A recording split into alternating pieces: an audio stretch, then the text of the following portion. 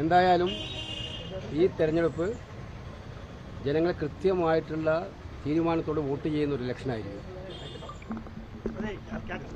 അയ്യൻ്റെ സ്വർണം കട്ടവരെ ജനകീയ കോടതിയിൽ ശിക്ഷ വിധിക്കുന്ന ദിവസമാണിന്ന്.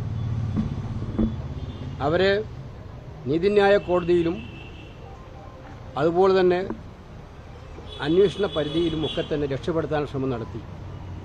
പക്ഷെ ജനകീയ കോടതി അവരെ വെറുതെ വിടുന്ന പ്രശ്നമില്ല എന്ന് തെളിയിക്കുന്ന ദിവസമാണ് എന്ന് വ്യക്തമാണ്. അതുപോലെ തന്നെയാണ് കഴിഞ്ഞ 2 ദിവസമായി നമ്മൾ ചർച്ച ചെയ്യുന്ന ഏറ്റവും വലിയ പ്രശ്നമാണ് നമ്മുടെ ആലപ്പുഴ ജില്ലയിൽ തോട്ടപ്പള്ളി സ്പിൽവേ ആണ്. അത് അടിസ്ഥാനപരമായിട്ടുണ്ട് മഹാപ്രളയം ഉണ്ടാക്കിയതാണ് എന്നുള്ള വളരെ ഗുരുതരമായിട്ടുള്ള ആരോപണം ആരാ ഉന്നയിച്ചത്? ഭരണകക്ഷി MLA, അന്ന് ഇന്നത്തെ മന്ത്രി.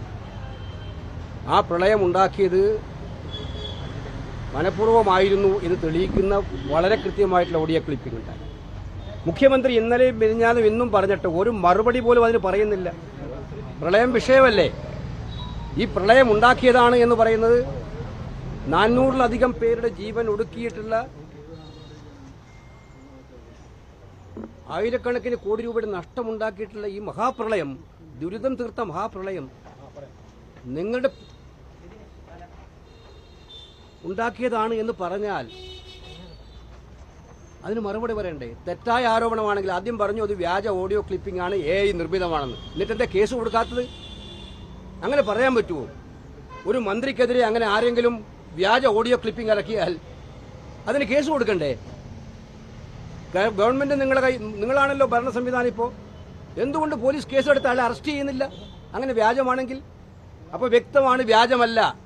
അത് കൃത്യമായിട്ടും കൃഷ്ണൻകുട്ടിയുടെ ഓഡിയോ ആയിരുന്നു. ഒരു മന്ത്രി, തന്റെ മന്ത്രിസഭയിലെ ഒരു മന്ത്രി നടത്തിയിരിക്കുന്ന ഈ ഗുരുതരമായിട്ടുള്ള ആരോപണം, നാട്ടിലെ ജനങ്ങളെ പ്രളയത്തിൽ മുക്കിക്കൊന്നത് നിങ്ങളാണെന്നുള്ള ആരോപണം, എന്തുകൊണ്ട് നിങ്ങൾ മറുപടി പറയുന്നില്ല ആരോപണത്തിന്?